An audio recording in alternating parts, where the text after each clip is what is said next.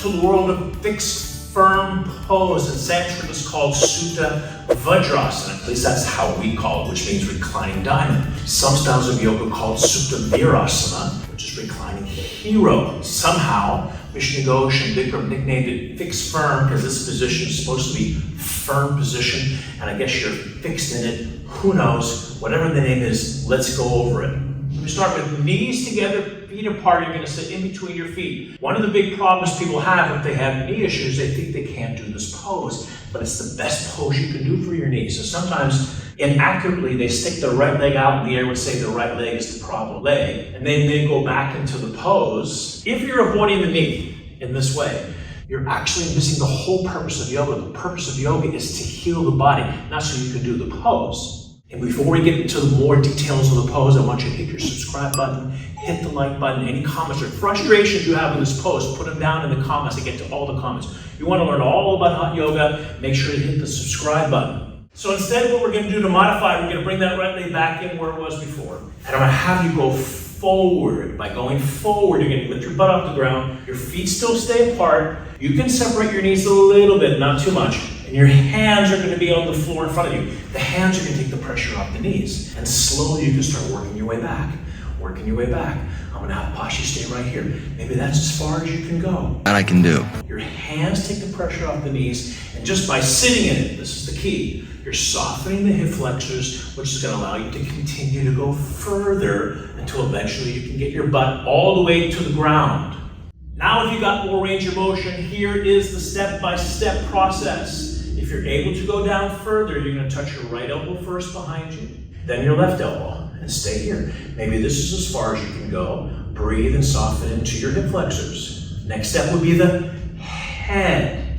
Stay here. Maybe that's as far as you can go. After the head, the shoulders drop down. Finally, you're going to bring your elbows over your head. The knees come together, and the final state is complete surrender and complete relaxation. Let all the breath go, knees together. Now, lots of times, in order to go all the way down, what happens is people let their knees separate. It's okay, but not too far out. So now Pashi's got her knees way out there, past her hips. Now what she's done is bypass the hip flexors, which we don't want to do. So instead, it's okay to separate your knees, but no further out than your hips, so you're able to stretch in here, because that's the culprit.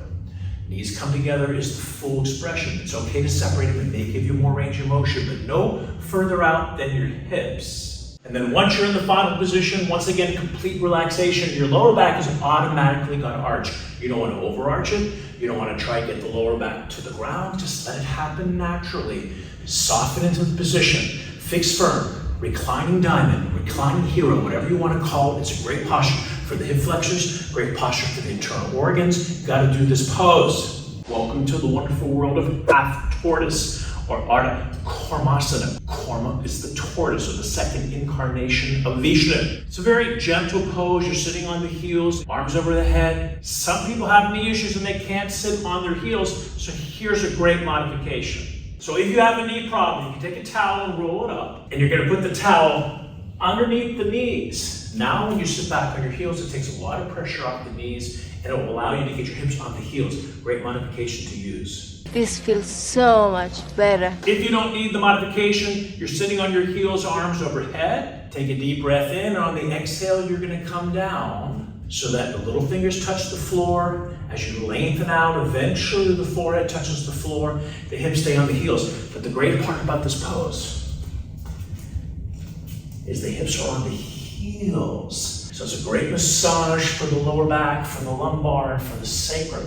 So you're pushing the hands on the floor to get the hips down. This is the issue.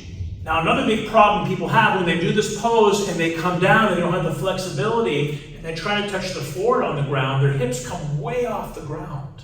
We don't want that. The key isn't to get your head on the ground. Key is to get your hips on the heels. So what you want to do is lift your head off the floor. Instead, you can lift your head off the floor and push against the floor to get your hips on the heels. That's the goal. That's the key. Eventually, it'll all touch. So you got the little fingers touching, not the wrists. Forehead touching, not the nose. Hips on the heels. Great stretch for the lower back. You got to do this posture every day. It's a wonderful back stretching pose. And that's our episode for today. Practicing these postures will be a tremendous value in your life. If you're new to the channel, you want to learn all about hot yoga, hit the subscribe button, hit the like button, share it with your friends. Any comments you have, any struggles in the post, put them down below. I get to all the comments. Happy to get back to you. And I'll see you, Posture 2, the next video. Bye, guys.